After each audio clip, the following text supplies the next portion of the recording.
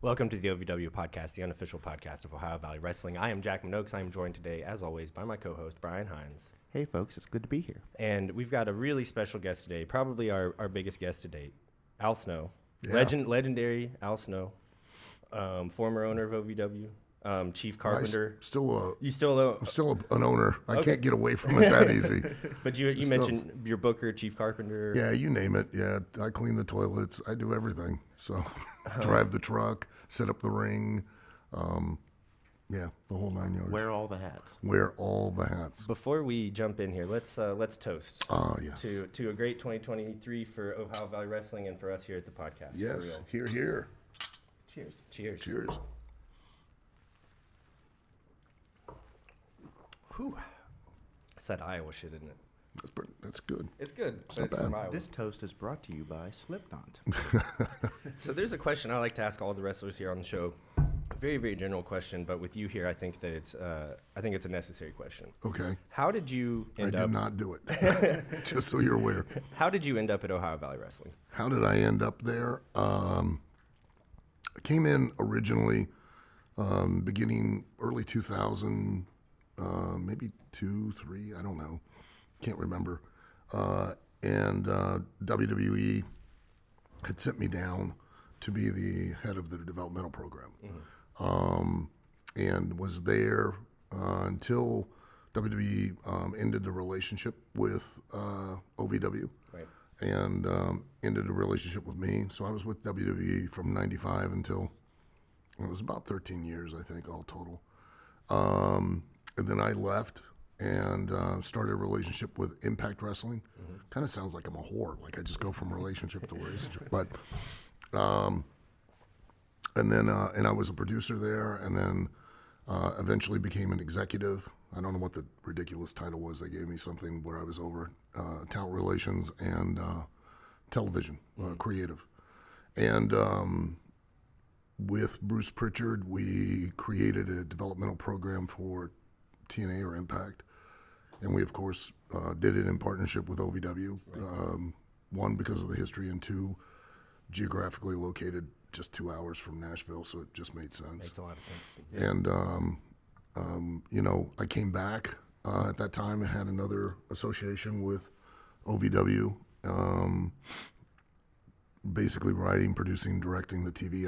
I started doing that when I was head of the developmental for WWE, because Cornette had been released from his association with WWE while I was there.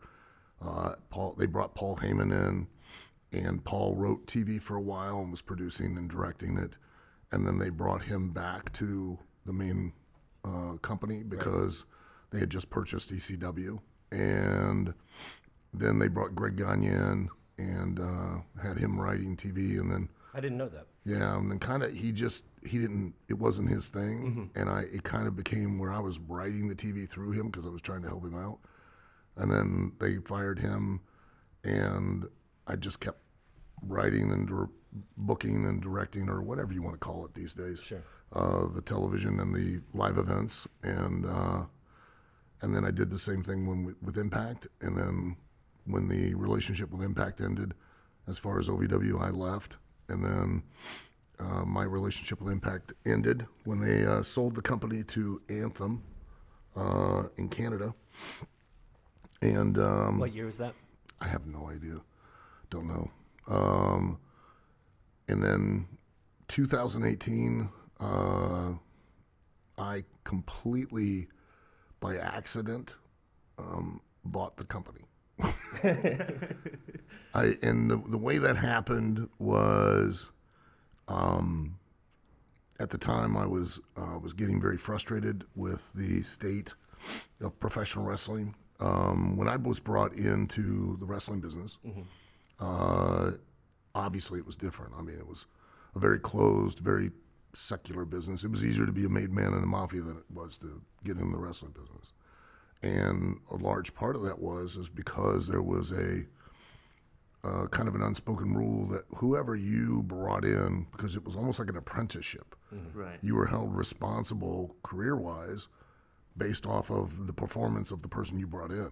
So if I were brought in by the guy that brought me in and trained me. And if I had done anything that was bad for business, well, now he gets all the heat. It reflects on him. So now people weren't very excited about being willing to put their careers on the line for somebody they didn't know. So if you could be able to convince somebody, then you were held accountable from there on. I mean, even to this day, I'm 60 years old and I'm still known as, with older generation, as his kid. So if I say something here today and one of the older guys hear it, they'll call him and then I'll get a phone call and I have to have an explanation. Can I ask who that was? Jim Lancaster is his name. And he was like a journeyman, wrestler. He had been started in 1972 or whatever. So by the time I met him in like 1980, 81, he had been doing it for 10 or 11 years. And I was going kind of into semi-retirement. He wanted to get off the road because he and his wife had just had a daughter. And so he wanted to start his own promoting shows. And initially when I first met him, he told me, I was trying to get him trained when I was 18 years old. And he was like, no, I'm not doing that. And then he had booked a show. And at the time, Dick the Bruiser, Dick Afflis, who was a major star, and he owned Indiana, all of Indiana, and he owned part of Illinois, and he owned the Chicago office with Vern Gagne. They were owned jointly. And his son-in-law, Spike Huber, was a huge babyface star in the Midwest. And so Jim had booked him, and then Dick, unbeknownst to Jim, had booked Spike for Muchnick in St. Louis, Missouri, and took him out from under him, and Jim got upset and was like, well, I'm going to make sure that never happens again. And then, ta-da, I got trained. So, I don't know if I would be able to replace Spike Huber, but hey, at the time he thought, well, it's a good option. But that wasn't your first training, right? I seem to remember It wasn't in your training. book, It was, I had a tryout. Right. Because when I made the wonderful decision at 14, because that's the place you want to make your whole life decisions, is when you're 14 and a prepubescent boy. I decided I wanted to be a wrestler, so we didn't have, the internet did not exist. Cable television didn't even exist. And so I would get what we used to call the Apter magazines, Bill Apter's, right. PWI, Wrestler, and they would list in there where the offices were in the cities. Mm-hmm. So like Jim Crockett's promotion was in Charlotte, Vern Gagne's was in Minneapolis, so on and so forth. And I would walk to the local library. We had those back then, kids. And it was a room full of books. It was more than just an internet access place. Yes. And people used to read paper, which is really trippy if you think about it. It's a bunch of words printed on a dead tree that when you're reading it, you're hallucinating vividly while you're doing it. Anyways. And they had phone books. They had phone books of every major city. Yeah. So I would get the phone number for the office in Minnesota. I would get the office in North Carolina. I would get the office in Florida, Texas.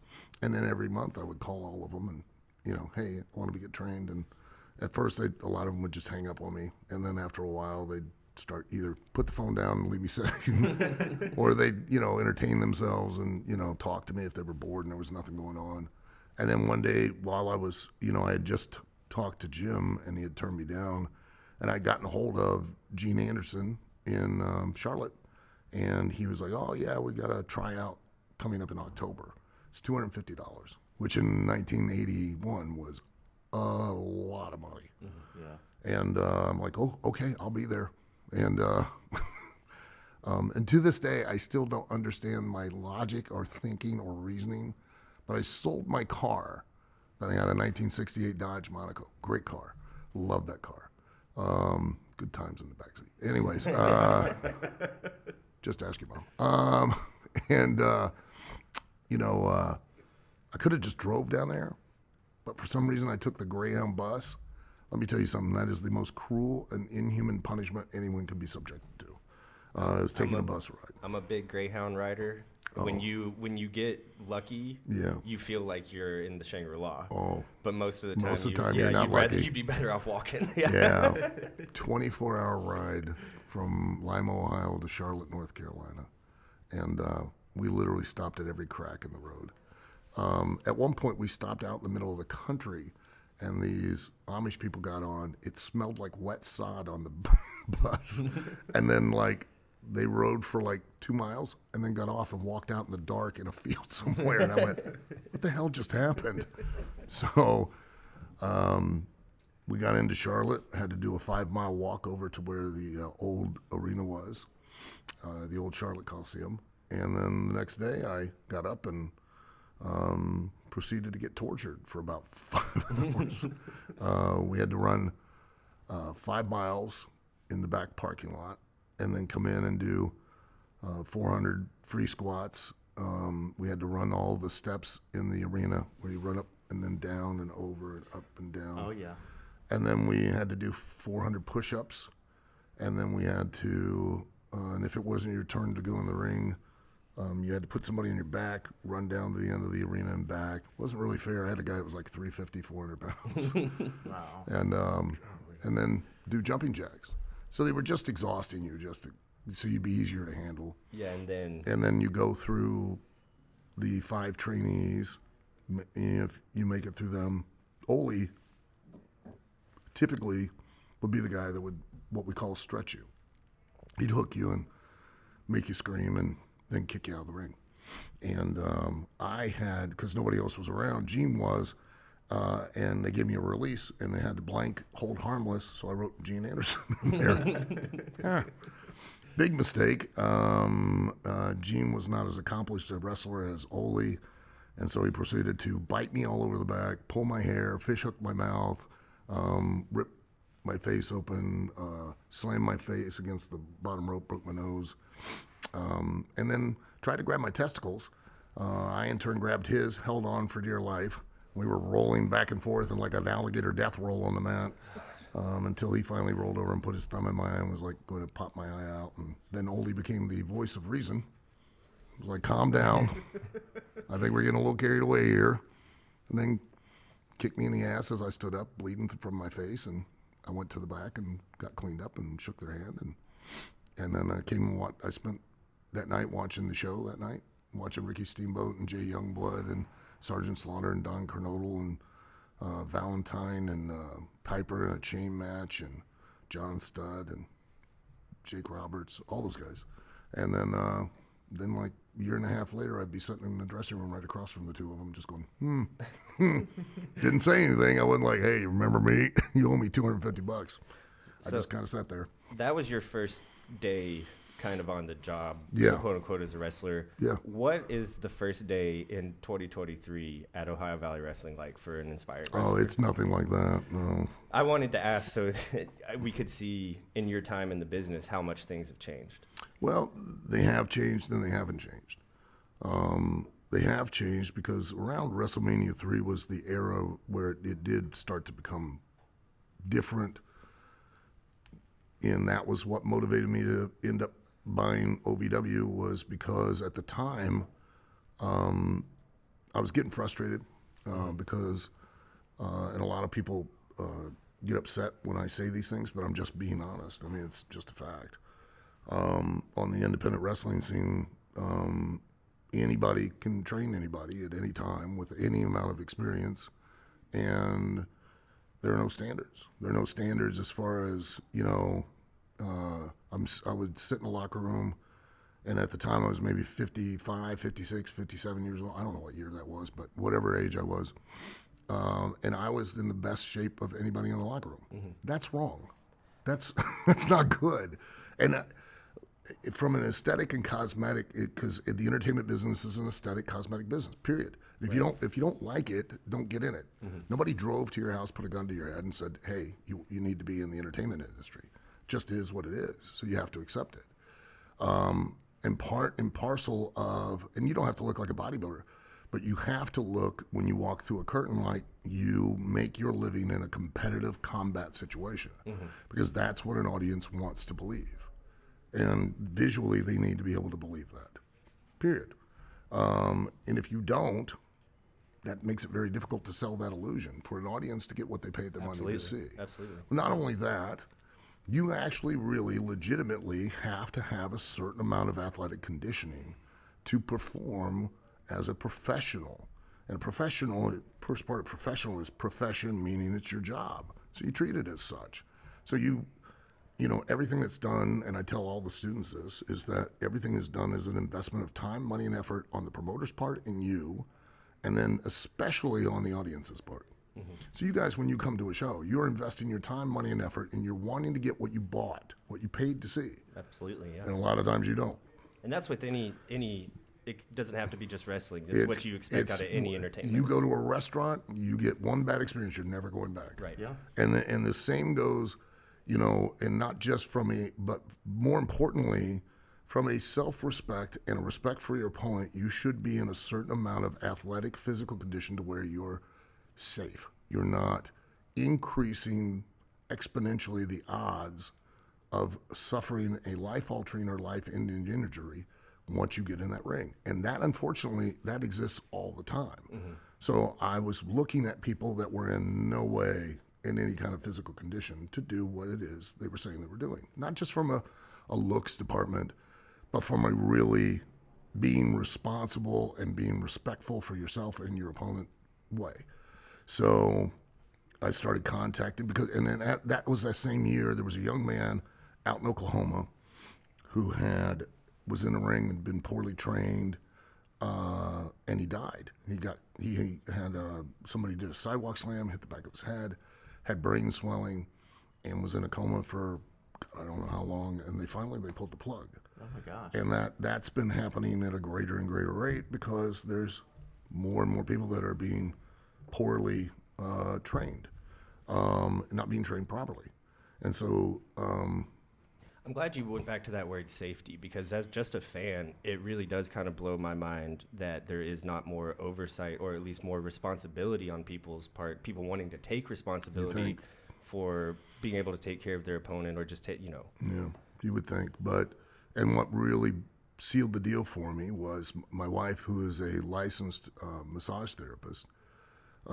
We were talking, and I realized, like, if you want to do any other licensed profession, because that's what professional wrestling is, it's a licensed profession. In any state in the union, if you want to be even a hairdresser, or hell, even if you want to be a mortician, and let's face it, what could go wrong there? They're dead already. But, oops, well, hey. Just get the sewing needle out, it'll be fine. Yeah, move the tie over there. They'll never notice it in the casket. Somewhat. But you have to go to a state-accredited school. You have to be taught by a state-accredited teacher. You have to complete a certain number of required hours of education. And then you've got to have a certain amount of residency, which means supervised experience, hands-on experience, before you can even take a test. Right. As a professional wrestler in any state that has a commission, the best you can do, take a physical. Other than that, some states you just pay the money and you're a licensed wrestler. And you're trusting these people to throw people around, or Yes. So, I went and spoke to the Maryland Commission. I spoke to the commission in Oklahoma. I spoke to the one in Louisiana, South Carolina. They all turned me down because I was proposing standards for training, and they were concerned that it would limit the amount of people they had that were licensed, the money that they would bring in. Right. Quite honestly. And so I made an appeal. I went to one of the board meetings for the Kentucky Boxing Wrestling Commission, and at that time, the executive director was Chad Miller, who was my initial partner. And we met. He had a lot of aspirations that were very similar as far as upping and making it better for the athletes in professional wrestling and such. And I was hanging out in OVW, and Danny Davis, the founder, started kind of kidding. He was like, "Hey, you ever thought about buying a wrestling company?" I was like, "Hell no." And then Chad got involved, and one thing led to another. And initially, it was myself, Joe Reeves, and Chad Miller, who bought the company from Danny Davis, and then Larry Benz, who is part of Pro Rehab, came in as a partner, and then we were on a process, because it always takes a process to build an audience and we were starting to gain ground, and then COVID hit. And then that was what let the door open for Matt Jones and Craig Greenberg and Jeff Tuvlin to come in as partners as well. And then the Netflix thing came on, and GenVec, which is a group of venture capitalists, had seen the show, and we were, financially still struggling prior to the Netflix show. And they came in and gave it, have put a real infusion of capital, and have given the arena a facelift, and have given a lot up the production level with a lot of great equipment, and also bring a lot of resources as far as other companies that can allow us to scale up the OVW as a whole. Because the aspiration I've always had is that I've always wanted it to be not a competitor to anyone, because I truly believe, much like with Walmart and Target, and everyone has a percentage of the market. Right. So there's no reason why, OVW can exist in its own little realm, and give an audience a national experience on a regional expense. Because let's face it, if you want to go to WWE or, AEW, and only when AEW's, if they're not doing buy one, get one frees and things like that. But let's face it, it's very expensive. It's not a, thing that you, as a, working person with a family and stuff, it's not cheap to go to a WWE event. We want to go to Raw or SmackDown, and you're looking at probably $50-$60 to buy just a ticket for yourself. Now you're going to bring your wife, anywhere and your decent kids, at least, yeah. And then you got to pay to park. You're going to pay, so you've probably spent $300-$500 for, where, you come to an OVW event, you're going to get a national experience, but it's going to cost you $50 or $60 for all four of you to go, maybe 70 at the most, and so it's. I wanted to put it in that type of situation, create a circumstance where if you're a new talent, there is a place that you can get actual real experience. You can get actual standardized training. We're the only training center in the world that is certified by the State Office of Proprietary Education as a trade school for professional wrestling. That's right. Nobody else is. And that required having to, literally a binder was about this thick. It took probably 2 hours at Office Max to copy it all, to send it in. It's ridiculous. That took a lot of time and a lot of effort, but it was the right thing to do. I think so, because it now we have certain standards, and we have to adhere to those standards as far as proper training and things like that. Because I still very much look at everyone that comes through those doors are now carrying my reputation and my name, and at the end of the day, I can always make more money. I don't give two shits about money, but I'm not going to have another 41 years to make another name, and I'm not going to let people come in and ruin that reputation or that name, walking out of the door and not being properly trained. If they are not properly trained, it's because they didn't put the time or the effort into it, and not because I didn't put the time or effort or ensure that the people that work for me didn't put the time and effort into them to make sure they knew what they had to do. So you're kind of a teacher, and you're working with a lot of younger talent or talent that's newer in the industry.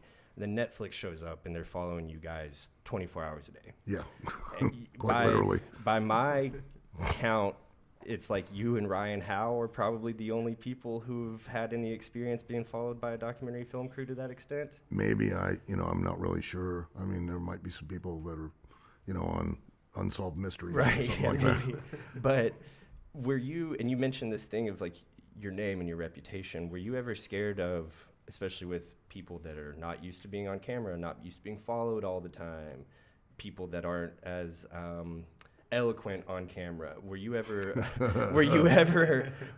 scared of your reputation through the Netflix show? Not anything that happened in the ring or the way that you trained people, right? But through the Netflix show, were you afraid of your reputation being messed with, changed the perception? No, because for me, I told them, because at first when they first came in, they were like, well, maybe you could do it. And I go, nope, I ain't doing anything. I'm going to be the same what you get is what you see. I'm going to be the same person before you got here, and as the same person that's when you're here is the same person when you leave, because when you're gone, I'm still going to be here. I still have the same responsibilities to both OVW and the wrestling business as a whole. I've still got to go live in the wrestling business, and I'm not going to do or be anything different. And, I had no problem with that. I knew that there were going to be people that were, and when I watched it back, and I'm like, oh, Lord, what were they thinking? On camera, really? I mean, how stupid are you? And this is a testament to Greg Whiteley and his crew, and that they did things so well. Like, I expected that we would have negativity as far as social media, because, nobody gets punched in the face on social media. Right. So they're free to say whatever they want to say. I thought for sure we were going to, a lot of haters and a lot of negativity. And really the only negativity we had was several people were like, oh, this is so contrived, it's not real. And I'm sitting there reading it going, if you only knew. I wish it was contrived and not real, as I'm watching Haley driving down 64 at 75, 80 miles an hour, rolling a joint, smoking it, and texting all at the same time. and doing an interview. And doing an interview. And I'm like, oh, for God's sakes. But no, I didn't think that their actions or behavior, because I can only be held so accountable and so responsible for what the talent do. It's not that I don't maintain a certain standard of behavior and then enforce it. Right. It's that I can't be everywhere doing everything all the time to enforce it. Were you ever scared that, because I know that I was as a fan, and I've been going to Ohio Valley Wrestling shows for a long time and love what you guys do and have always had a blast. And anytime somebody comes in from the outside, there can always be that fear that, oh, they're just going to say, ha-ha, wrestling, and they were just going to use this thing to kind of maybe make light of your guys' lifestyle or your guys' professional choices. Were you ever scared of that? Because I know as a fan I was. Well, I watched Greg's other shows, and I had to just make a choice, make a decision, and that was we were either all going to be 100% open and honest with who we are and all that, or we weren't going to do it. Can't be half pregnant. And that's what most people these days want to do, is they want to be half pregnant. You can't do it. You got to either commit or you don't. They want the bump, they don't want the baby? That's it. And to everyone's credit, staff, employees, talent, everyone was completely open. The wrestlers were sometimes, you could tell, like, they'd turn it on whenever the cameras came around. Yeah. Like, that ain't really who you are. Just pump the brakes. I mean, we've seen it a couple times just on the microphone. Yeah. The tour goes a little different than when the microphone comes Oh, yeah, yeah. But I feel like in your position, you can't really be mad at your guys for seeing the camera and no. immediately saying, here's my chance. No. And there were others that were on the show that weren't themselves either. So they were putting on a manufactured image as well. Hey, look, and that, I get it. I understand, that why they do it and stuff. But the problem is the audience can see through it too. Yeah. That's, you have to be, like, stand-up comedy and professional wrestling share a lot of things in common. And one of the ones especially is that you have to be completely honest with yourself. And you have to be you, because an audience will see right through it. And if they cannot believe in who you are, they will never believe in what you say or what you do. Period. Simple as that. How early was it that you figured out that sentiment in the wrestling business? Unfortunately, it took me years, but but I have figured it out, and I know that's why it works. Yeah. The people that you idolize and that are stars in either art form, whether it's stand-up comedy or whatever, is because of the fact that they are who they are. Steve Austin really is Steve Austin, just with the volume turned way up when he goes out to the ring. Vince McMahon is really Vince McMahon. Just Stephanie, Shane, Undertaker, Hunter, John Cena. I mean, they're all who they are. They just turn the volume way up high when they walk out, and that's why you enjoy them and why they're entertaining, because you can believe in who they are. So now you can believe in anything they do. Who was your favorite wrestler growing up? God, people that you probably wouldn't even know. That's a completely different generation back in the day. So, I'm just curious. Guys like, I really liked Buzz Sawyer at one time, Austin Idol. I was and I still to this day, because the more I've been in this business, the more I really appreciate the genius of Jerry Lawler.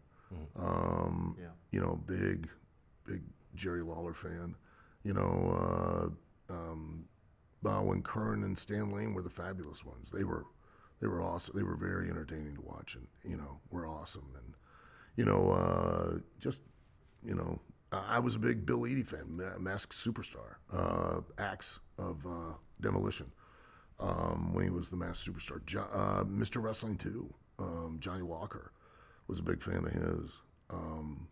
Bobby Heenan, you know, always impressed by Tony Atlas, you know, just because of his build and his look and things like that. So there's something in your book that you always kind of come back to, where you tell stories at different parts of your life. Yeah. And you explain how you wish they had gone, but you never have any sour grapes that they didn't go that way.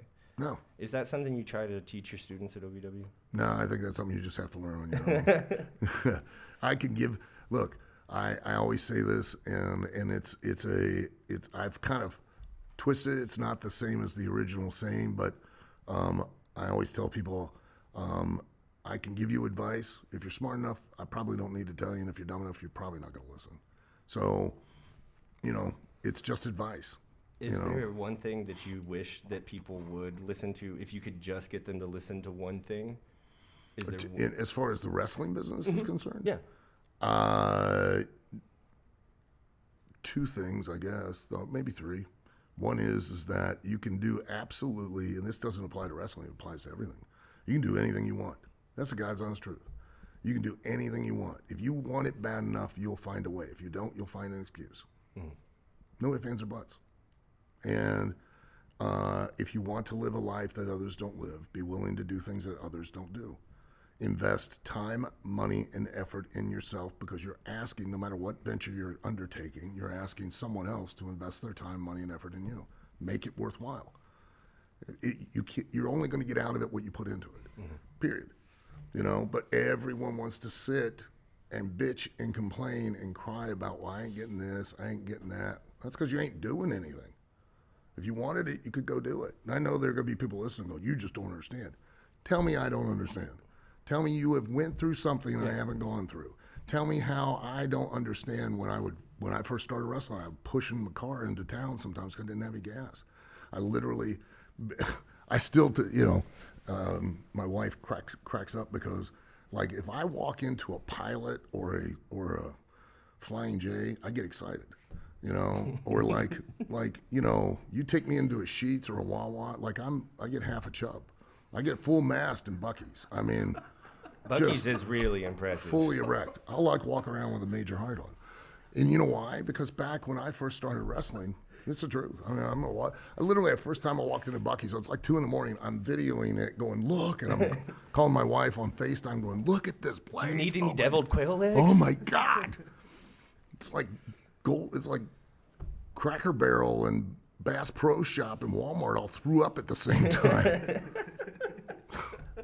But I was on the road when I was 18, and you know, the way that the business works, the entertainment business works, is you only get paid based off how many people showed up to see you.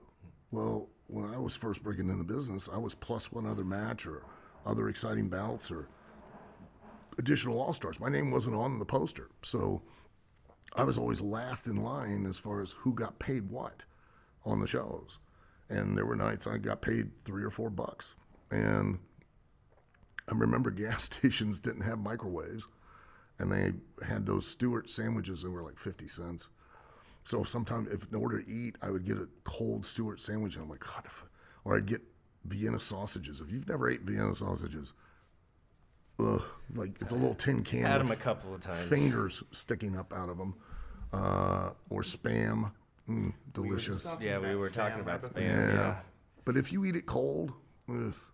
So I got a Boy Scout mess kit. It was like 2 steel pie plates. They had a band on it with a wing nut, and I took some muffler tape, and I would tape it to the manifold of my car, and I'd drive down the road, and I'd heat my food up, and I'd eat it.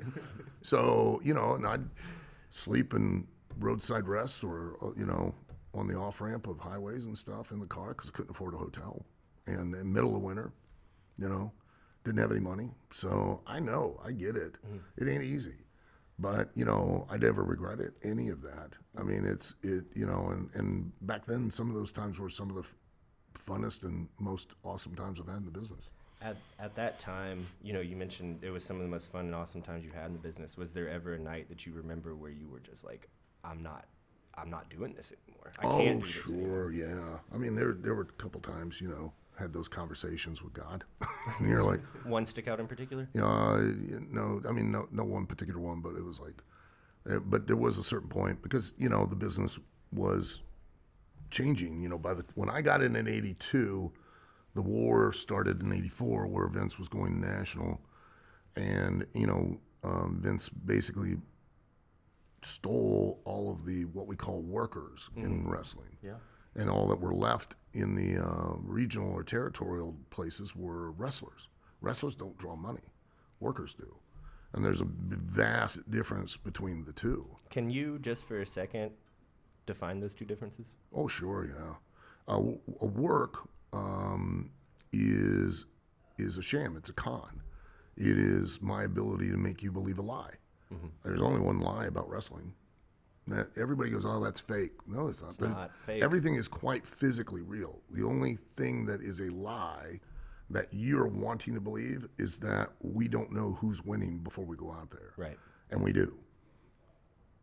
Big difference between fake and predetermined. It's predetermined, but now we have to work make you believe in our intent, and then the consequence of our actions. This goes back to what you were talking about earlier about just guys looking like they were athletes, right, or moving like they're athletes. Moving like they're an athlete, and being able to convince you, allow you the ability to believe in the intrinsic lie that it's not a real competitive situation. Right. And contrary to popular belief, especially here in the United States, everyone has known that since 1940 or more.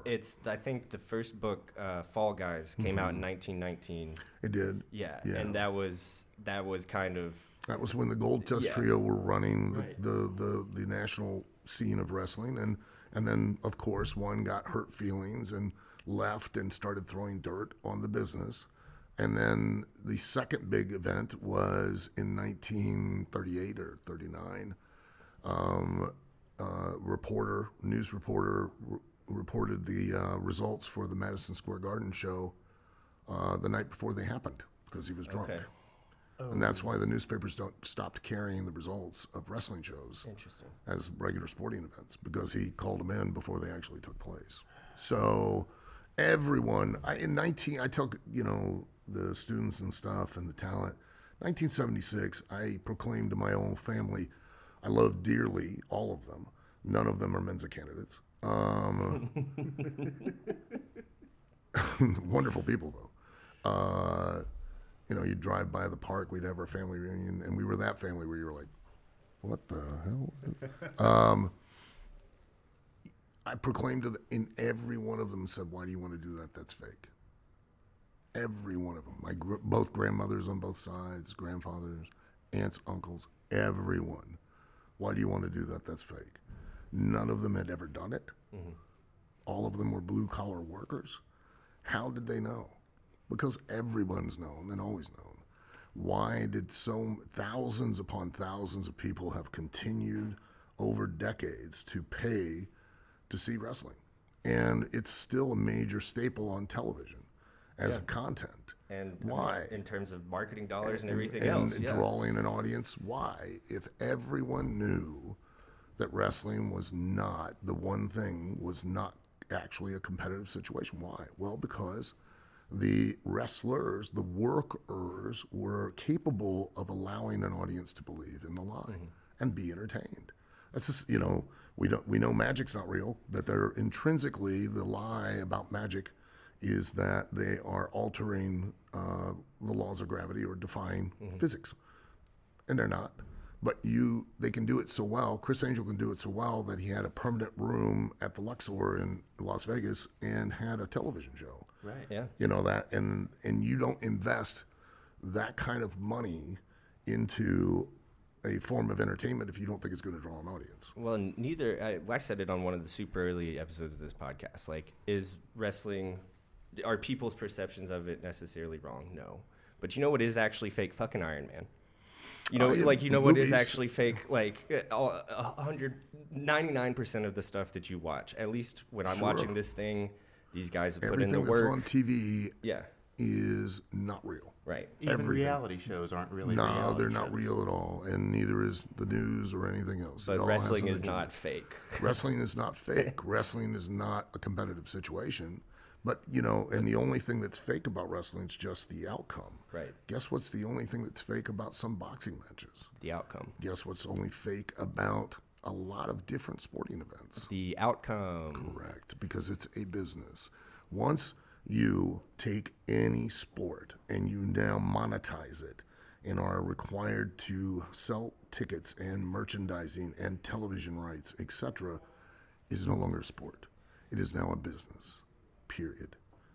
I think that, this is one of the things that makes pro wrestling like so great and so American is they just kind of leaned in to that part of it. Sure. Every other sport, boxing especially, boxing, I just want to let everybody know, is still as fixed as anything else is. UFC is pretty much the same thing. They know that these guys have different skill levels. They put different guys' skill levels Referees in. there are multiple ways you can work There's this. a lot going on because, like Al said, it is a business. The difference little more between of this. wrestling and whatever you watch is that wrestling leaned in to the... Well, we just accepted it, Yeah. and the audience accepted it as well. But understand, okay, there's always been a long-standing agreement between the wrestlers and the audience, and that's called kayfabe. Okay, kayfabe was a code word, an indiscriminate word that you would use, that you would allow somebody in that one of your compatriots to know that there was somebody around you that you didn't want to smarten up. And it or has some allow sort them of to- like a pig Latin root kind of, right? No, it's just it was a way where you could say, hey, you remember the girl last night? What was her name? Kayfabe, or oh, that car is really kayfabe, or Okay. it was an Way to drop code into the conversation without letting everybody else know. being subtle in and it was a word that stood out, and what it was we all made an agreement. Okay, we know that it ain't an actual competitive situation. But you know what we're going to do? We're never going to insult you. We're never going to take that away from you. And in fact, what we're going to do is we're going to go to great lengths to always allow you the easiest process to believe. An actor like a Tom Cruise, he has the very same thing that I have. He has a gimmick. The studios back in the day created that. Yeah. And it literally is, the gimmick is a movie star. The reason they created it was to ensure that you would, because his job is the same as mine. He has to motivate you to leave your home, to drive to another building, to sit around people you don't want to sit around, in seats you don't want to sit in, to watch him do his job. And his value is only dictated by how many people will be willing to do that. Right. Okay? The difference with Tom Cruise is we're selling the gimmick of movie star. Why are we selling the gimmick of movie star? Well, because we want you to still find him fascinating, aspire to beat him, because we can't guarantee that just because you liked him in The Last Samurai, you're now going to show up and see him in Mission Impossible. So we need something to bridge between the movies to keep you interested in him as a product. Me, I sell me. Now I've got to be me all the time because that's the thing you bought. I'm never going to not give you what you paid to see. So like when I was traveling with Head, back in the day when I was really successful with it, I would go into restaurants and by myself, set Head on the table, or I'd ask for a table for two, and they'd just stare at me. And then I'd set the table and we'd talk and I'd argue and I'd order food for both of us. I'd bitch them out because they didn't pay again.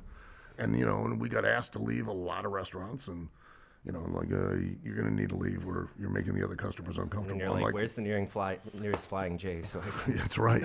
I'm like, well, you're making all of us uncomfortable. And then they'd be like, well, sir, we're going to call the cops. I go, oh, okay, well, just box that up. We'll go. And then I'd eat it in the hotel room, so I didn't waste it. So, but the reason I did that was if you and your family came in and watched that night, and then 2 weeks later, you were flipping through the channels on Raw and you saw me come out, you're like, get in here. There's that lunatic that came from the race out here on wrestling. That guy's insane. You now believe in me. So now you believe in any of the ridiculous stuff I did on TV. Right. And trust me, I did a lot. What was the most ridiculous thing that you did on TV? I know you've talked about this shit for the last 20 years, but it's not, I still need Really clicks. the I still need most? clicks. Sure, yeah. So I've got a question about this later Sure. on, but I want to hear your answer Okay. first. I still, especially now that I know how much television time costs, and I really think back about this and I go, what were they thinking? Because nobody ever spoke to me the whole time I was in WWE. As far as a lot of talent, they will call you before you got to TV, hey, we're going to do this, going to do that. They explain to you what they're trying to do. They just walk up and go, we need to do blah, blah, blah. Walk off. That was it. So I showed up in Orlando, Florida. And Vince Russo comes up and he goes, I need you to go out on live TV tonight, and I want you to do a eulogy for the deerhead, Pierre. And then just went, take care of it, and walked off. And I went, what the hell, how am I going to do that? And I was on TV, national TV, for probably 11 minutes doing a eulogy for a deerhead.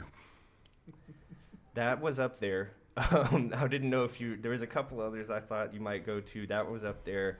I do want to say that even several years later, Head and Shoulders finished one of the fucking stupidest thing I've ever seen on TV. Yeah, it was a big mistake. I shouldn't have done Big that. mistake. I shouldn't have done And well, I only mention it to say that as a teacher and as someone who's had so much time in the business, and people know your career and they know the ups and downs of it, Sure. it should be really, really easy for you to ask anybody to do anything. Oh, Are there times where you get feedback from that, negative feedback? Yeah. I get that once in a while, sure. And but I will never ask anybody to do anything I won't do myself at all. And I'll tell you, quite honestly, people can say whatever they want about Vince. It's very much the same. Yeah. Vince will. We had our show Christmas Chaos, and most of the boys, the talent, are just pigs. I mean, they're like children. They won't clean up after themselves. And I was backstage Saturday night, picking up water bottles and throwing stuff away. And you know why? Because I watched Vince one night at an arena, and the show was done, and he's going around cleaning up the locker room and picking stuff up. And That's incredible. Yeah. That guy's a billionaire, and he's doing it. So I'm like, well, I'm not gonna be any different. He will never ask you to do something he would not do himself. I won't ever ask any of the talent to do something I wouldn't do myself or I haven't already done. And there's nothing that they could ever say that I haven't already done. Yeah. And I've already made, that's the thing. I don't teach or I don't direct based on what I know. I teach and direct based on the mistakes I've made and the experience I have. So at this point in my life, quite honestly, especially in the wrestling business, there is very, very, very few people who have the amount, the type, or as varied experience as I've had. Because I've started in the territorial days, have been a wrestler. I have been overseas to 38, 39 different countries. I have been a commentator. I've been a host. I've been the star of now a docuseries and reality TV, and I've been a producer, a director, an executive. I have been, you name it, I've done every job and done it for every company that has a W in it. I've done every style of wrestling. I've done shoot fighting. I've done catch wrestling. I've done lucha libre. So come up with something that I haven't done. And then I'll ask you to do something. And if you don't want to do it, I'm never going to force you to do it because it's not going to work if it's not something that you're comfortable with doing. I will never, and I explained that to my new partner, Ed, the other night. They had a match and two guys were working and one guy didn't want to take the finish of the other guy. And I went, oh, that's okay. Figure out an alternative because I'm not going to call that guy's bumps. Sure. That's not the place. I'm not the guy in the ring taking the bump, so therefore I'm not going to call it. and I understand the rules better than they do of conduct and behavior, and I still adhere to all of those. Not many people do in the business anymore, other than Vince or myself.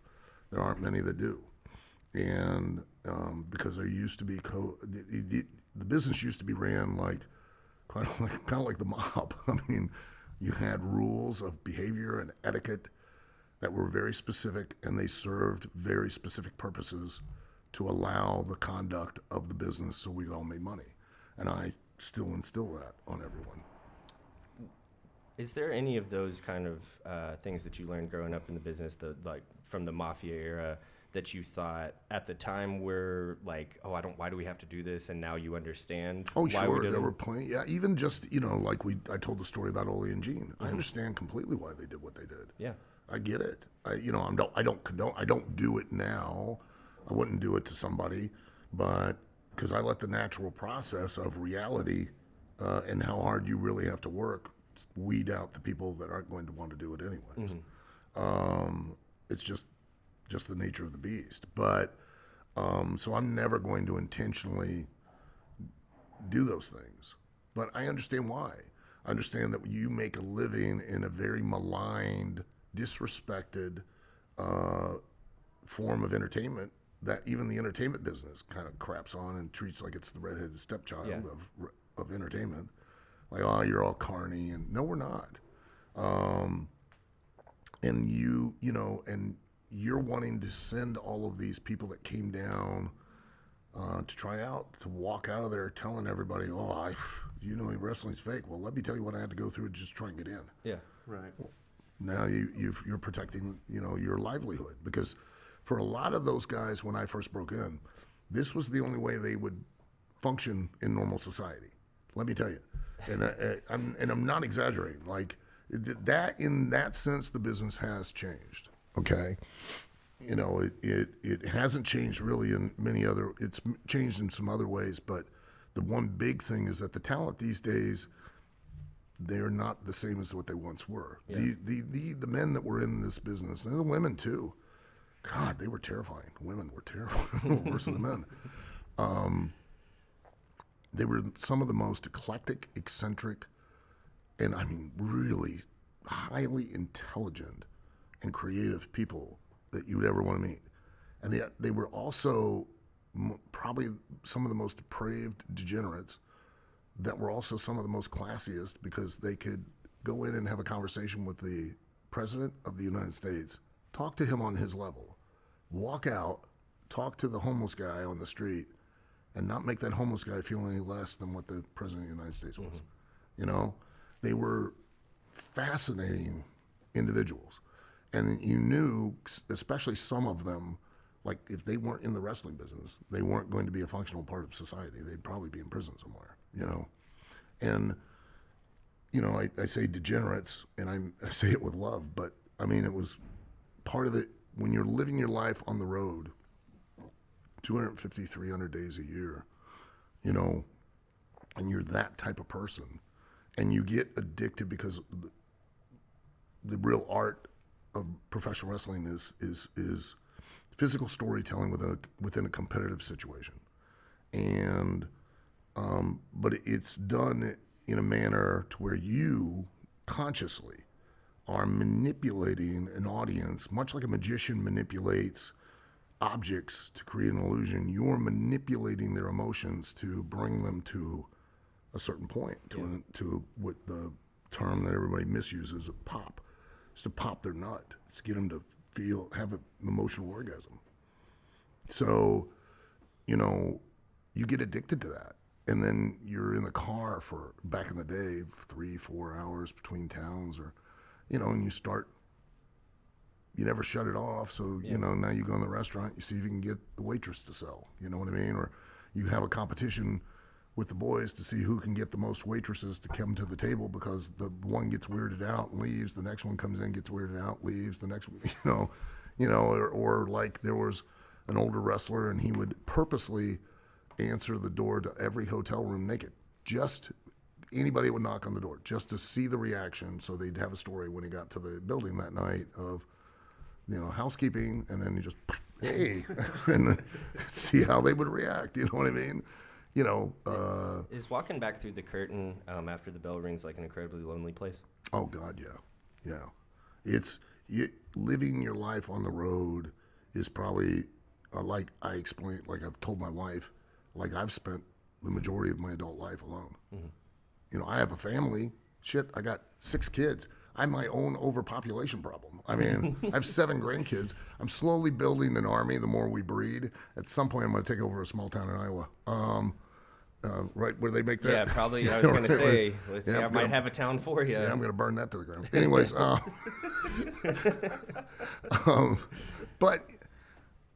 but yeah, when you're out on the road, I mean, you're by yourself, and you're around the boys, but you're literally around everyone who is also competing with you at the same time, and you're around a group of people. You're all working. You're all not working like I'm working on the railroad. You're all working each other. You're all working the office. You're all working the fans. And you're all shooting angles on each other. And you're literally playing poker and chess with every single person in that locker room and your the people that employ you, the promoter. And it never stops. They know more about you guys than... No, they think they do because you make them think they do. Everybody's working everybody. They are, yeah. And you literally have a gimmick in the ring and you have a gimmick in the locker room. I spent, I don't know how many years in the business, and guys that were in the locker room with me didn't know I was married, didn't know I had kids, didn't know my real legal name, you know, and I didn't know theirs, you know, and I didn't know Chris Jericho was married and had kids, you know, until I saw it on social media at some point a couple of years ago, and I went, I didn't know that. It's weird. But it's not weird. But it's somebody that you've known. Well, you have separate lives. Yeah. And then that other life, it's very lonely. And that, you know, and I understand why a lot of both wrestlers and rock stars and performers, you know, that do live performances. I understand why a lot of them. I never did it, never been a part of it, and only just recently, the last few years, even drank anything. But I understand why a lot of people get caught up in the alcohol and the drugs and everything, because the best and the worst and the most addictive drug is adrenaline. Mm-hmm. And there is nothing that compares to walking out, and it doesn't matter if it's 10 or 10,000 but when you're a wrestler and you can walk out there in front of any number of people, and you can make them stand up when you want them to stand up, sit when you want them to sit, laugh when you want them to laugh, cry when you want them to cry, get excited, have them quiet, doing anything you want them to do when you want them to do it. That's the adrenaline. Yeah. And you walk back, and now you got to wind down. You go from being there to where Hulk Hogan to Terry Bollea. You know, you go from being... And now you gotta shut down. You gotta shut down in the locker room, then you gotta go eat, then you gotta go back to the hotel, and then it's gonna take several hours to wind down, and you're sitting in yet another room with 4 walls and nothing on TV, and your significant other is still complaining on the phone that you haven't been home for the last 14 days, you ain't gonna be home for another 3, you're gonna get home for 2, and you're gonna go back out. And it's 2 o'clock in the morning, and you got to be up by 6 because you got to start the whole day over again. Yeah. And you know, it sounds like I'm making a very dark, excuse me, very dark, dreary-looking life of wrestling, but it's not. Like I hate, like Dark Side of the Ring and all of the social media and everything that everybody posts and. I hate all that stuff. Yeah. I just hate it. Because these are fascinating human stories, but they're not necessarily they are, but they're not wrestling so stories. negative, and they're not all negative. And the wrestling business it's not all negative. I mean, I have done this for 41 years, and you know what? The one thing I can say is I've never once regretted doing it. I would do it all again, even the same way. I'd do it again with the same mistakes. I have had a blast. I've been blessed to get to do what I've gotten to do for as long as I've gotten to do it, and I've gotten to. Like, I'd never be here. I wouldn't be sitting here right now. You would not be talking to me. You would not care about what I have to say. I've been and done things that you read about in books. I have literally swam in And the I North read your Atlantic. book. Yeah. I swam in the North Atlantic 35 miles south of the North Pole. Not doing that again. But, I went to Iceland. I've been in, volcanic tubes. I've been in South Africa. I've been on like 5 or 6 different safaris. I've been, went to a boombo where you eat out in the middle of, the plains of Africa. I've seen where the Indian and Atlantic Ocean meet on the very southern tip of South Africa. I've been to Australia, I've been to Tasmania, I can go on and on. But that's all because I went and did this crazy thing where I fake fight other men in my underwear for money. So, it's been awesome. So I can't complain. And I hate it when I hear wrestlers come out and they go, I've been doing this for X amount of years and blah, blah, blah, like it's a cross that you have to bear. Yeah. Go home. Everybody's got, their problems with their job. But what an awesome job. Yeah, I mean, right? come on. What an awesome job and how ridiculous it is. I mean, we're not saving the world with any of this stuff. So we're just entertaining people, creating memories and having fun. I know that my co-host Brian has a couple questions, Sure, and then yeah. I had a couple more before we wrapped up. Sure. So Brian, if you want to. Ask away. Okay, so there's one thing that I've always wanted to know, and over the summer I ran into Jessica at the We did the country board. DNA test. We checked it. It's not happening. So I was so worried. I know. Me too. So I heard this story over the summer. I Yeah. ran into Jessica at the Country Boy show. Yeah. That's my wife. Yes, She's awesome. she is. Oh man, And I am so lucky. I tell you, She had she's such way a good too hot time. for me. I tell you. She had such a good time telling me the story. I'd like to hear it from you. When I was in college, Yeah. I've been a wrestling fan going back to about the time that you got into the business. Oh, thank you. You were in the middle of your WWF run, Okay. and I was working my job at the liquor store. Okay. And Monday Night Raw was on, and you had a segment where you posted a phone number. Oh. And me Yeah. being, Did you call? I did.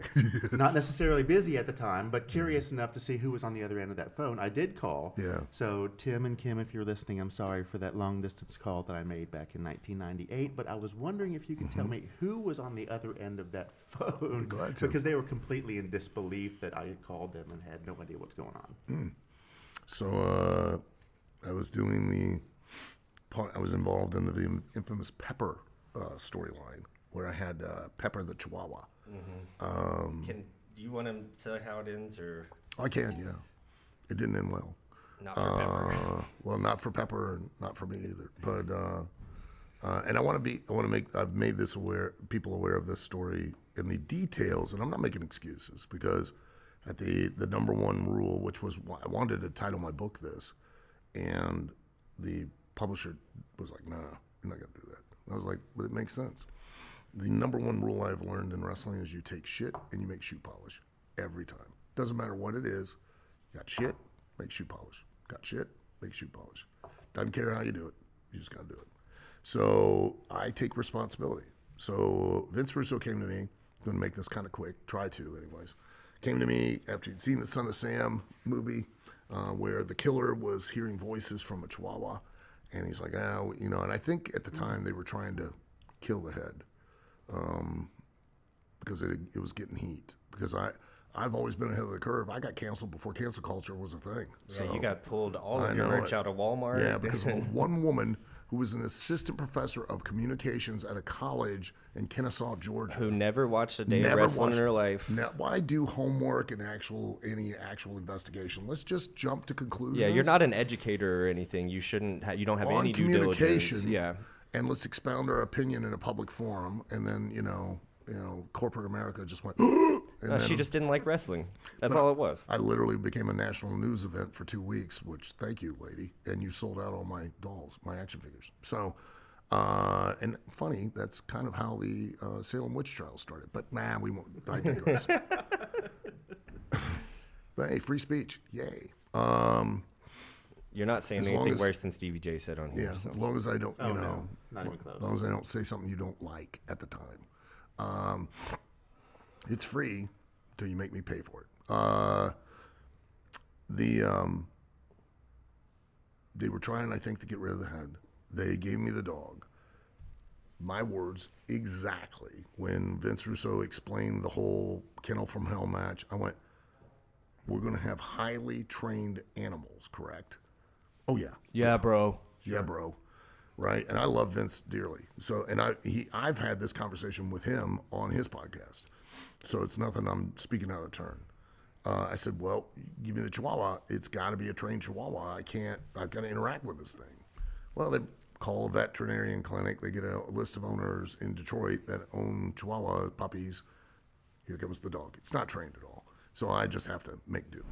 And they continue to bring Pepper back every single week. That dog was a mess because every time the pyro went off, it would climb up on my head and piss. God. And, Ray, I loved him dearly.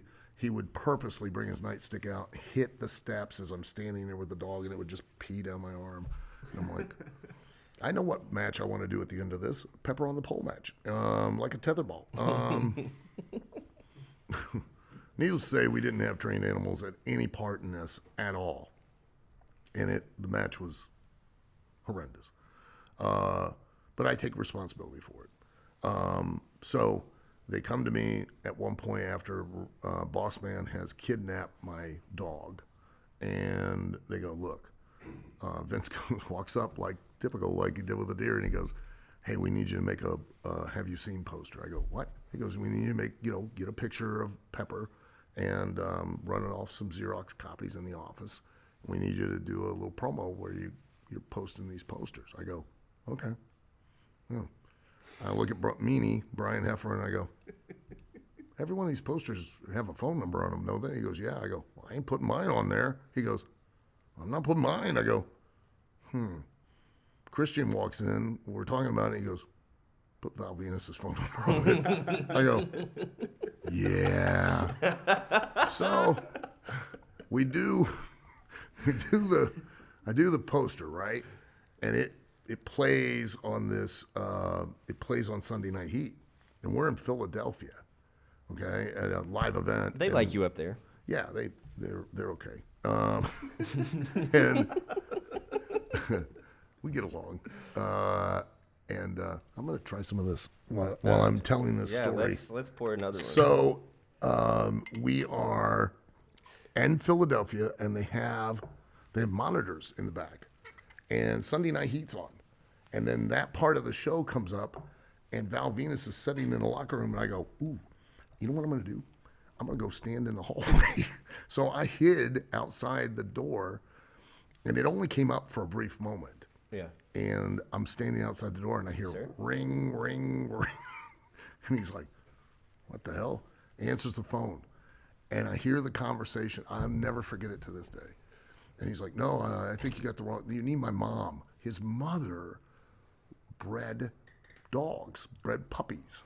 So somebody called him. They just glimpsed this phone number, called him, and were like asking about the dog. He thought they were calling him by mistake, so he's directing them to his mom, right? And I'm behind the door going, oh, shit. This is why wrestling fans are the best. You can't leave anything up for 3 seconds before somebody jumps on it. This is back in the day when to pause, to pause that would have taken... He might have just been taping it and rewound on his tape. It was live. I mean, literally it aired, and then the phone. That's what I mean. And I went... Yeah, that's incredible. How it was and I literally behind, I went, oh, shit. And I thought, man, I'm in trouble, right? He never picked up on it. So the next night, we drive from Philadelphia, we drive to Boston. This is raw. Ain't Sunday Night Heat anymore. This is live. Mm-hmm. Here comes Vince Russo. Bro, I need you to do the poster again. I go, what? He goes, yeah, bro, I need you to do the poster. We're going to do a live promo, and I need you to do the poster again. I go, okay. I look at Meanie's like, he goes, I go, yeah, we're doing the number again. So Christian and I are talking, and I've got the poster. I go, look. Val comes out of one of the other locker rooms. He goes, what are you guys doing? We go, well, nothing. That's fine. Right? Nearly caught in the act. Nearly caught in the act. Bubba Dean, God, I'll never forget Bubba Dean. He was such an awesome guy. He was a camera guy. And I go, Bubba. He goes, what, Al? I go, I'm going to show this poster. Every time I point at this phone number, I want you to zoom in. He goes, Al, is that your number? I go, no.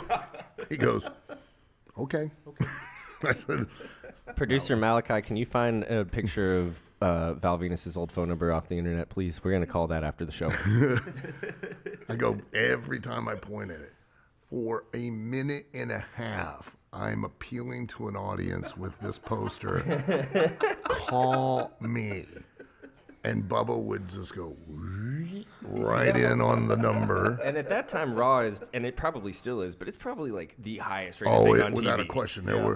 That On was Monday back nights, when we probably were still drawing is, but- 6 and 7s on a Monday night. Yeah. Oh yeah, that's the era of like The Million- Rock, Stone Cold. Millions of people are watching this. So, You had another question, Brian, right? well, Or is that it? I don't get done. We're still going? Yeah, let's go, baby. Almost, Let's I'm go. almost done. Let's I'm go. almost done. I apologize. No. I don't want it to take too long. You are our guest. So, do the show, right? And I forget it was me, Bob Holly, maybe Meanie. I don't know. I forget who was traveling. We were getting something to eat. It's like 2 a.m. and a ring. And it was back before we had. And this was the transition from the national pagers to the cell phone. So we all had a national pager and a cell phone. And I pick up the phone and I go, hello? And he goes, you son of a bitch. And he's like, to Val's credit, he's laughing and he's like, you asshole, I've got so many goddamn calls. And they had filled up all his voicemail, all of his pager. They were he and Test and Albert were like calling people. The people would call in, they'd have them do like talent things to see if they could be on Raw the next week. They started ribbing the people calling in. And Yeah, for $250, I'll bite you and slam your neck against the ring ropes. It was pretty good. So yeah, nobody's ever gotten me back for that. So thank God. Well, That was a good one. Val's still out there. He's Oh contemplating. yeah, I'm sure he's still. contemplating. Yeah, it's gonna take years to top that one. That was good. I was right on live TV. Vince never caught it either.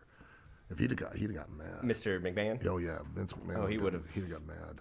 By the things I've never had the pleasure of meeting him, but by the I things mean, I've heard about him, he He doesn't mind the ribs and things like that. Like that everybody went through a spat of. It sounds silly, but you'd padlock people's gear and things, clothes. that's all. Yeah, And and it got out of hand. that was one of mine in high school, actually. He was like, hey, no more of that, And so Kurt Hennig immediately went to a hardware store and got the biggest padlock he could find and padlocks his briefcase. And Vince just walked out and went, ha, ha, you got me. No, this is the last one. And then walked off. And everybody's like, yeah, well, that was it. That's the end of the padlocks. It was fun while it lasted. Yeah, done there. So Did you have another question, Brian? It was more of a story, but if you have a question, why don't you go ahead? I kind of. So this is off topic of OVW a little bit, but there's this like narrative in the history of professional wrestling where there's a guy, Marty Jannetty, who gets treated like he is not talented because he happened to be in a tag team with Shawn Michaels. sure, yeah. I was just hoping maybe that's just like categorically not true. Not at all. Marty Jannetty's like one of the great wrestlers Actually, from that time period. I and think in general, Shawn wouldn't have been Shawn if No. it hadn't been for Marty. no, absolutely, Yeah, not. without a doubt. Absolutely not. I just wanted to, if we could have a minute, I just wanted you to clear the air on Marty Jannetty's really fucking good, and it's going to be Beyond that, I don't think want his legacy to be the Rockers. I've said this numerous times, and I will say it again. I think I was lucky to get to team with Marty and to You have an inside point. of view. learned Right. so much from him. He's so much better than and so much more than what anybody would think. The only Marty's his own worst enemy. Yeah. And only his enemy. He's nobody else's enemy, period. I mean, he's not. He's only been a detriment to himself, no one else. But this will give you a good example of just how really, quite honestly, talented Marty is. Everything that's done with you is an investment of time, money, and effort. When you go up the ladder, that investment becomes exponentially greater. So when you're on a WWF or WWE type of level, it's immense. I mean, it's in the amount of money that's put into you as a talent is incredible. So think about this. Marty holds the record of number of times that he has came in and then been released and then came back and then been released. Because Vince McMahon, who is a fairly intelligent guy, saw the value in him and knew just what a commodity he was, and that's why he repeatedly gave him opportunity after opportunity after opportunity. It was just sad that Marty was self-destructive, you know, and I don't want that to be Marty's legacy. Right. I want people to realize and know that if it had not been for Marty Jannetty, because Shawn Michaels was put with Marty Jannetty by a promoter to help carry Shawn Michaels along. Yeah. And if Shawn hadn't spent time with Marty, then Shawn wouldn't be Shawn and wouldn't know the things he knew. And Shawn was just more adept backstage than Marty was, and was less of a detriment to himself than Marty was as well. And you watch that early kind of Shawn getting stuck with Marty. It's the Marty show. It is. It really is, Yeah. and that's not of me complaining. I would hate with someone that's so immensely talented like that. I really would hate for that verb, the Jannetty, to become his legacy. To be the Marty Jannetty of the team. Yeah, and that's because that's not fair to him. There's been a lot of quote-unquote Marty Jannettis in teams. Marty Jannetty was not a Marty Jannetty. And most teams consist of a dynamic like that. Right. In wrestling, you're always going to have a sum that is greater than the parts of the whole. You know, the two together individually at the time that they're put together aren't going to be an attraction. But for whatever reason, chemistry-wise and balance-wise, the two of them together fill a gap that the other doesn't have, that needs to be filled, that makes them into an attraction. Mm-hmm. The Dudleys, you know, they tried to split them up, and it didn't work at all until, you know, Bubba went to Impact, and I was one of the guys that was a producer. Yeah. He started developing the Bully Ray direction and coming into his own. But prior to that, both he and Devon needed each other. Well, and he probably would have never been able to breathe the way that the Bully Ray character needed in ECW or in WWF. It kind of took in Impact. ECW he could have, but in Impact, in WWF, no. I mean, he would, but the problem was, even at that time, is that the situation it's good for the wrestlers. It's great, but it's also bad, and that is these guaranteed contracts.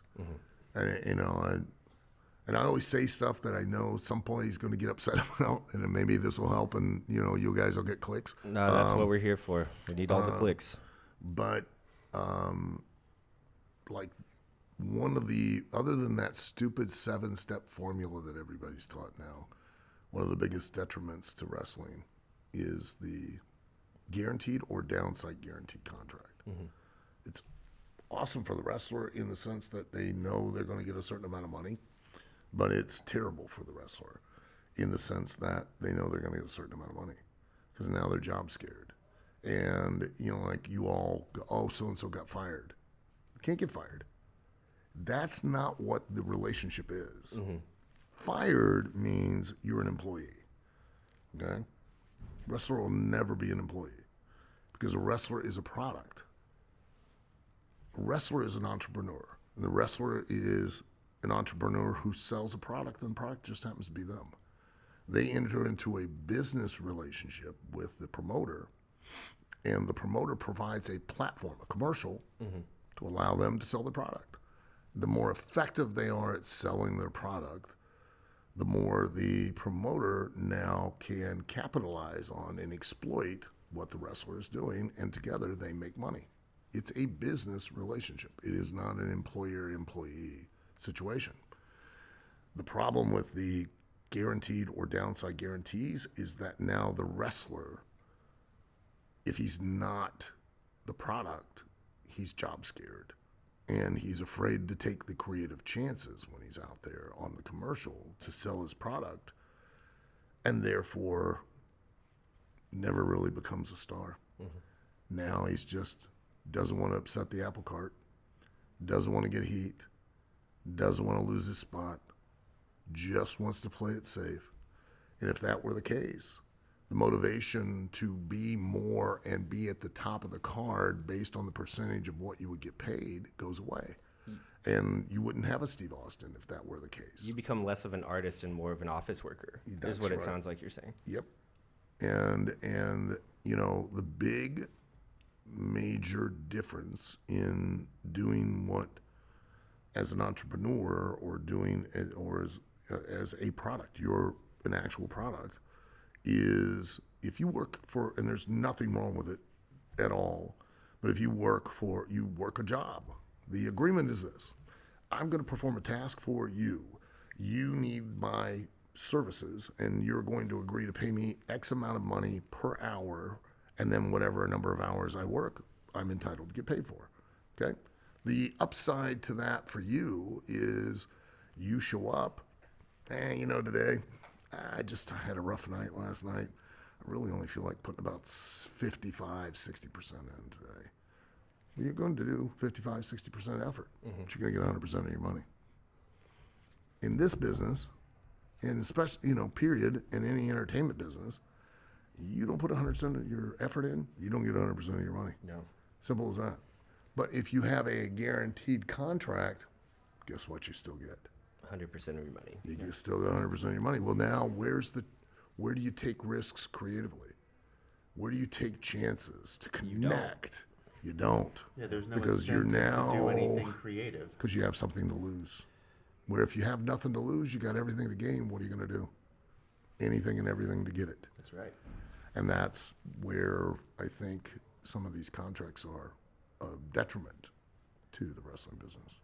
I want to give you a compliment, and then I want to follow it up with a question. The OVW women's division is probably the best booked women's division in wrestling right now, even above the two big guys. Definitely in some of the indies that I've been lucky enough to see, come across some Land of Leon fight. I've got 2 hours. I'll watch this, whatever. The one thing that it seems like you guys don't have is and this is both a compliment and a question. Sure. You don't always have to center your women's stories around a belt. But for wrestling fans, seeing a belt can signify a lot of things, especially where you guys have a lot of newer fans to the OVW product. Mm-hmm. It signifies automatically this is someone I need to pay attention to, or that this thing is important. What do you think about the prospect of either women's tag belts in Ohio Valley Wrestling or a women's secondary, like a Rush division or Kentucky Country Boy, like your guys' equivalent to that, but on the women's side of the roster? Well, we don't have enough of a roster of marketable women at the moment to be able to do that. Okay. That's the only reason. And I wanted to hear it from you because I'm just a fan. I'm just a fan. Yeah, I've never I treat and I've trained tons. God, I don't know how many. I lost count of how many women I've trained, how many men I've trained. I have no idea. But the one thing I never do is I don't differentiate. Doesn't matter to me. If you come to me and you go, well, I'm this, I'll go, and? We saw that in the documentary more than once. Yeah. No. You want to do this, I'm going to teach you. And I'm going to teach you, I'm going to be honest, and I'm going to be blunt, and I'm going to be direct, and I'm going to do it for your benefit. I'm not going to do it to tear you down. I'm going to do it to help you be what you want to be and achieve what you want to achieve. Because at the end of the day, it's not because I'm magnanimous and, I'm the Mother Teresa of wrestling, even though I'm tougher than her. She probably couldn't take a punch. She was a sucker for a left. No. You want to, then here's the job, here's what we have to do. And like to the point where like even when Beth Phoenix was here, like we were the first company to ever put women as a main event on TV. I can't tell you the number of times that literally the girls saved the show. Yeah. You know, and, you know, we were the first company that had a women's ladder match. That was Beth Phoenix and, you know, and Katie Burchell. You know, nobody had ever done that before. Now everybody, oh, WWE, oh, they just, shut up. We were doing that in OVW years ago. Yeah, and it's weird that we think that, like, oh, women can't compete. You know, we're getting over that as wrestling fans, but OVW was doing it before. Because I don't care. If you can draw money and you're the thing that draws it, you're going to get the spot. Yeah, why would you not? We're in a money-making business. That's it. And if you can, you will. If you can't, you won't. Simple as that. You know, and I know how wrestlers will be like, oh, they did, you know, they're doing this. No, ain't that. The only thing I care about, I don't care about anything personal. I could hate your guts. Literally, like, I wouldn't piss on your gums if they were on fire. Okay? Some people have to pay for that. And, well, true. Yeah. And each to their own. Yeah, no judgment here. None at all. I could care less. But in the business, you draw money, guess what I'm going to do? I'm going to do whatever I can to facilitate and make that possible. Yep. I don't care if you're a guy. I don't care if you're a girl. I don't care if you're whatever you want to be. I don't care. It means nothing to me.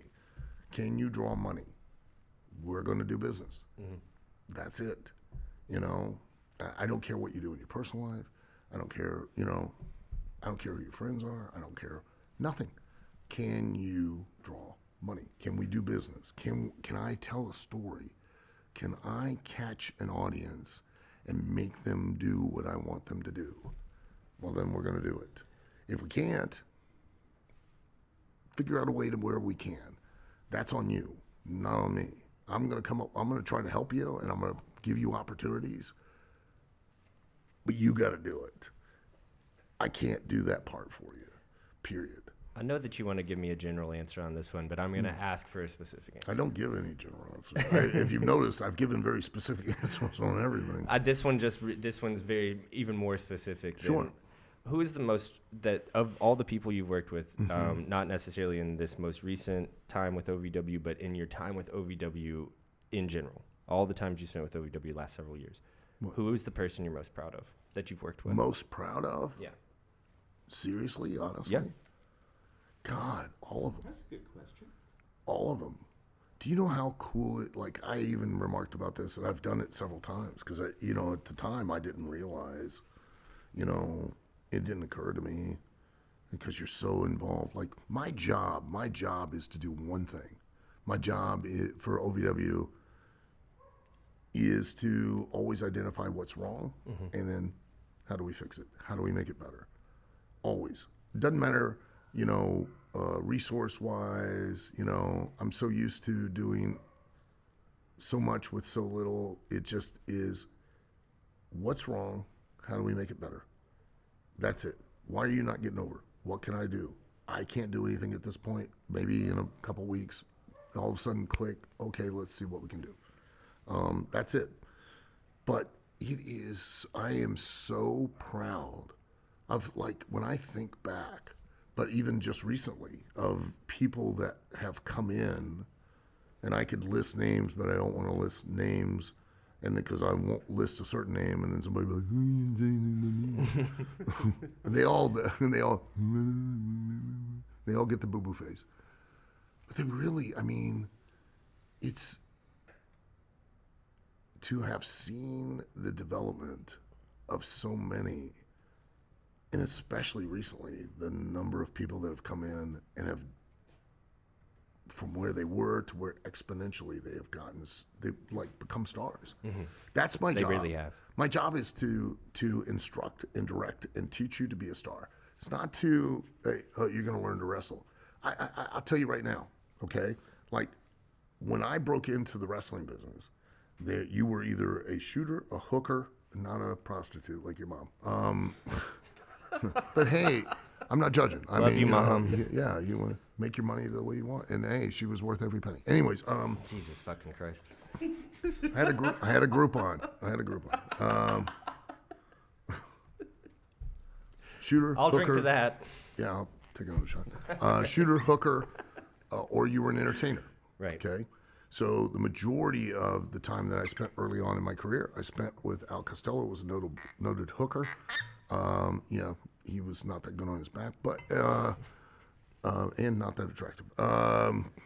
So hooker is it's like the old school word for like very technically proficient wrestler, right? No, shooter. That would have been the old school. No, shooters are amateur wrestlers. Okay. Shooters shoot in on you. They take you down. They tie you up. Hookers are catch wrestlers. They hook you. They hook a hole. They hook an ankle. They hook a wrist. They try to break bones. And amateur is like what like collegiate wrestling Shooter. would be. Shooting. Shooter, yeah. Because they shoot. Okay. Okay. That's a big difference. Okay. So I spent a lot of time with hookers. Well, didn't pay for them. But anyways, You paid in different ways. I did in different ways. I mean, your mother called me constantly. Happy birthday, Mom. I love you. My mom's birthday was yesterday, actually. Mine was She's going to unwrap this present. I apologize in advance. I can teach you to wrestle. Seriously. yeah. I have literally forgotten, and I'm not bragging, I've forgotten more escapes, switches, reversals, takedowns, submissions. I'm not in the business of doing that. My business is to teach you to be a star, to be an attraction.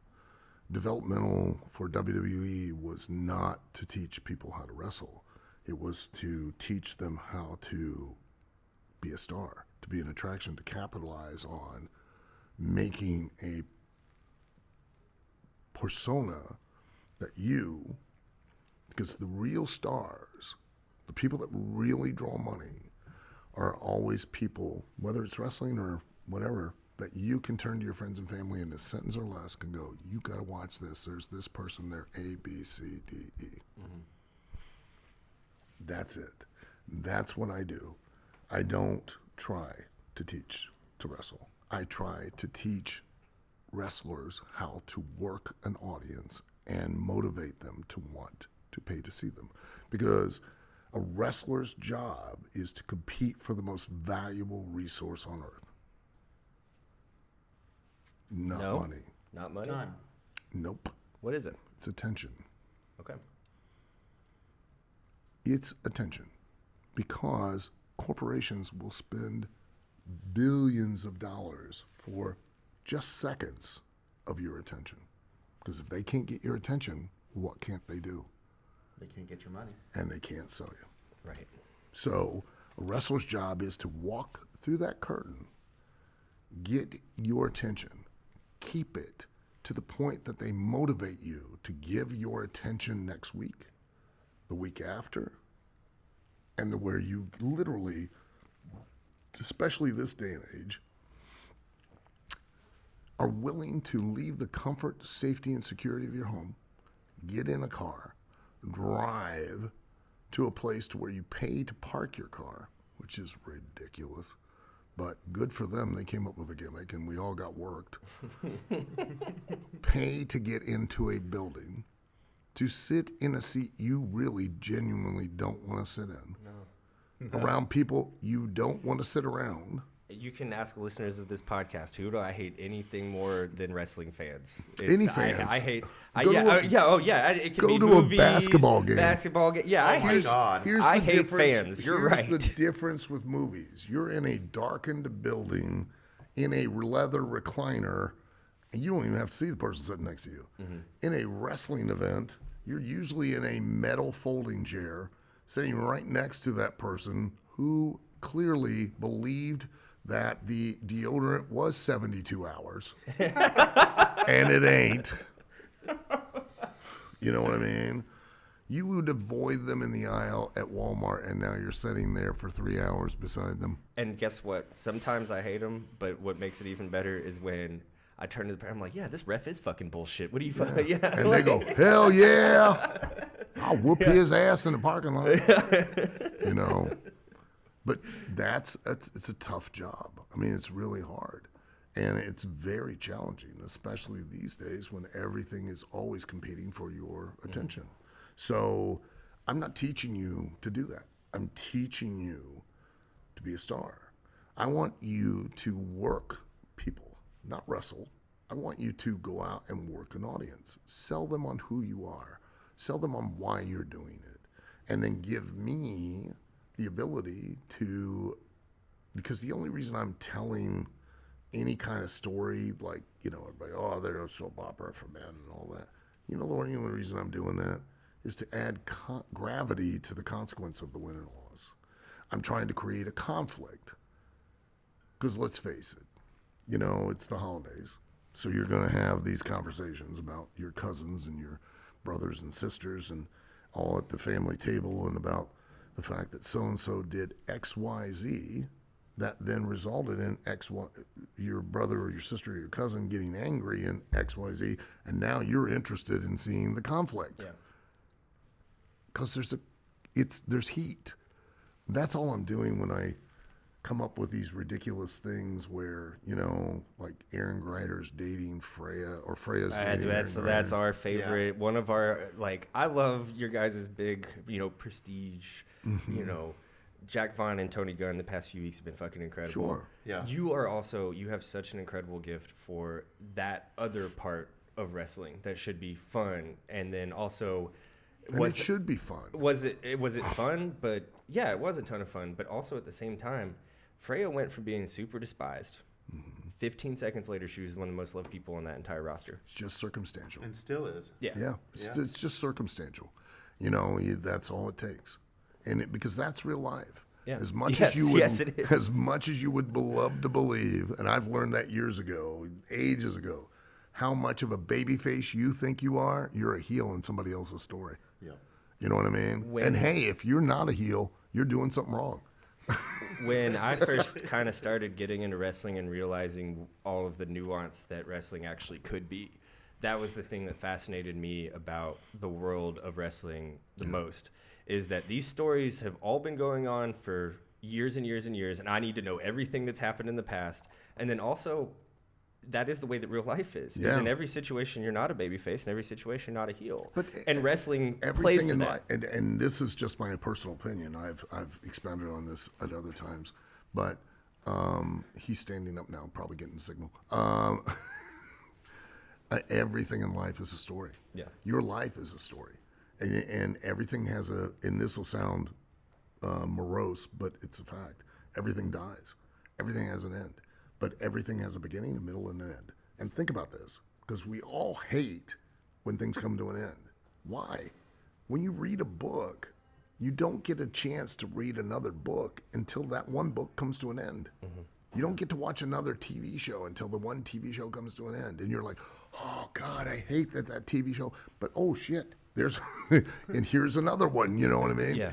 And it's the same in life. I mean, you really, relationships, etc., they're all just stories. That's all they are. They have a beginning, they have a middle, and they have an end. And then you should celebrate what you had instead of mourning what you've lost, and then go on and tell another story. And that is the, what would you say, the heartfelt moment of the podcast. So there you go. And on the way out here, Al, At 60 years old, I think I've finally given away a little bit of wisdom, I do want to say, other than how to put somebody's phone number on a poster. Self-Help, your autobiography, one of the best wrestling books out there. Oh, Seriously. thank you. There It didn't sell like it was, but the ECW Press, you can find it on Amazon.